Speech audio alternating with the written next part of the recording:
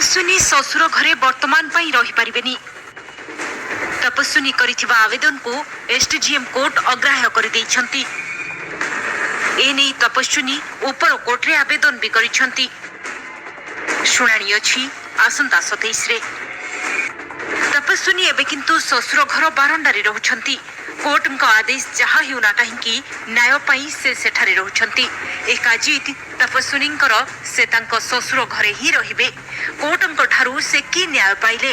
Court निर्देश अनुसार सुमित और तपस्विनी को एकाठी रहिबाकू कोर्ट राय को अवमानना करी अवहेलित अवस्था तपस्विनी को छाड़ी आस्का गेस्ट हाउस रे छाड़ी पळाइथिले स्वामी सुमित।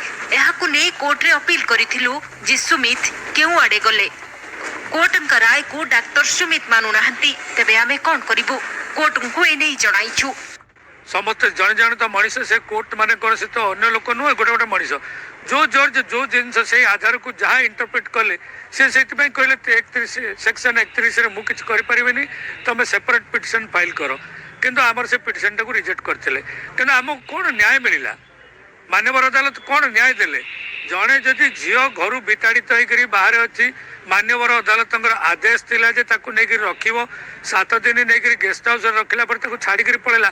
ता परवर्ती पंथा एटा होचे कोर्ट कर्तव्य। कोर्ट चिंता करिया। अन्यपटे सुमित वकिल कहवा कथा आमे एसडीजीएम कोर्ट राय विरोध रे ऊपर कोर्ट को जाइछु। कोर्ट जहाँ निष्पत्ति नेबे सुमित स्वास्थ्य अवस्था खराब थिबारु से गुरुवार तांको कार्य रे जोग देई पारि नाहंती। से तांको छुट्टी अवधि बढ़ाई पारंती बोली वकिल भी कहिसंती। आसंता 27 तारिख रे घटनार परवर्ती शुणाणी अछि। नहीं आमे आमु तो किसी नोटिस सर्व है नहीं क्या कौन पे जाइछंती से कौन से ही तार क्लारिफिकेशन दे परिबे। जे तो मैटर सब्जेक्ट अछि जिला जज पाखरे से जा करिवे ताको बेस करी ऑर्डर करिवे। नहीं से केते दिन पय छुट्टी नेबे कौन से प्रथम किसी क्लारिफिकेशन नहीं जेति जानि छी ताको देह असुस्थ अछि से छुट्टी नहीं पारंती। आगे एक्सटेंशन करि पारंती आगे छुट्टी। गोटिए पटे तपस्विनी सुमित बारंडारे रहुतबा बेले आउ गोटिए पटे सुमित केउठी अछंती केही भी जानि पारु नाहंती कि से तांको कार्य रे जोग देउ नाहंती।